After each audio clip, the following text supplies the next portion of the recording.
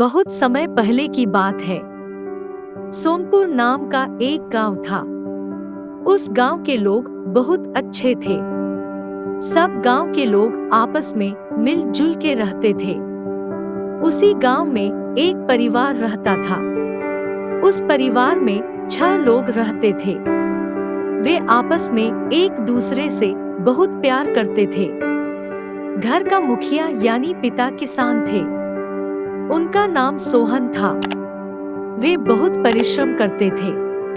उनकी परिश्रम से ही उनका घर चलता था।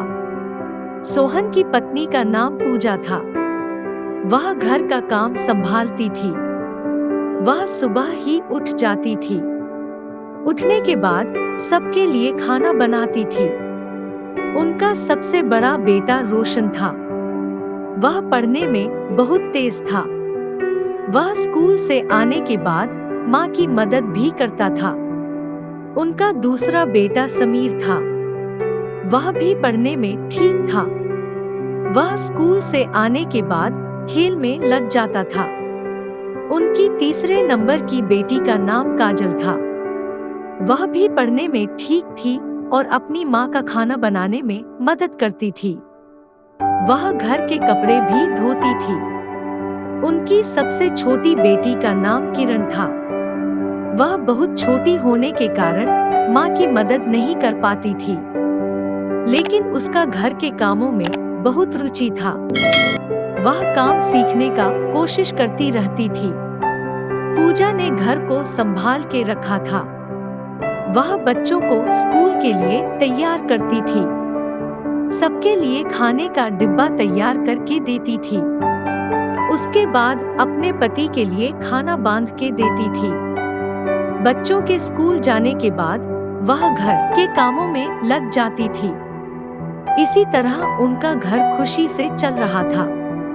सब लोग छोटी छोटी खुशियों को भी बड़े त्योहार की तरह मनाते थे। एक बार पूजा की माँ बीमार पड़ गई, जिसके कारण पूजा को अपने घर जाना पड़ा। पूजा के बदले कुछ दिनों के लिए पूजा की बहन रेखा घर का ख्याल रखने के लिए आई। वह स्वभाव की बहुत बुरी थी। वह घर का एक भी काम नहीं करती थी। वह सब काम सोहन और उसके बच्चों पर डाल देती थी। वह बस घर पर आराम करती थी, जिसके कारण सोहन अपना काम भी ठीक से नहीं कर पा रहा था। बच्चे भी पढ़ नहीं पा रहे थे। बच्चे भी माँ की कमी को महसूस कर रहे थे। बच्चे अपनी माँ को बहुत याद कर रहे थे।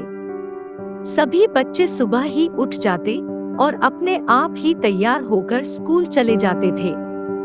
सोहन भी भूखा ही काम पर चला जाता था। बच्चे स्कूल से आने के बाद खाना बना के खाते थे। सोहन भी शाम को आने के बाद ही खाना खाता था। इस तरह से पूरा परिवार दुखी हो गया। सभी बच्चे अपनी माँ को याद करने लगे। सोहन भी अपनी पत्नी को बहुत याद कर रहा था। भगवान ने सभी बच्चों की सुन ली। कुछ दिनों के बाद पूजा घर आ गई। सभी बच्चे अपनी माँ को देखकर बहुत खुश हुए। सोहन भी अपनी पत्नी को देखकर फुला न समाया। अगले दिन पूजा की बहन चली गई। सोहन ने पूजा से सारी बात बता दी।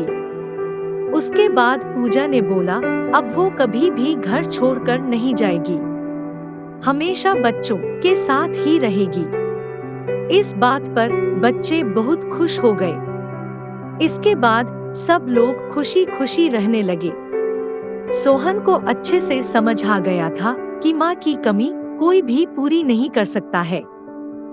माँ से बढ़कर इस दुनिया में कोई नहीं है। इस कहानी से हमें यह सीख मिलती है कि माँ जैसा प्यार कोई भी नहीं कर सकता है। माँ जिस प्रकार घर को अच्छे से संभालती है, वैसा और कोई भी नहीं कर सकता है। वह दिन रात काम करके पूरे परिवार को खुश रखती है। उसी प्रकार हमें भी अपनी माँ को उतना ही प्यार देना चाहिए।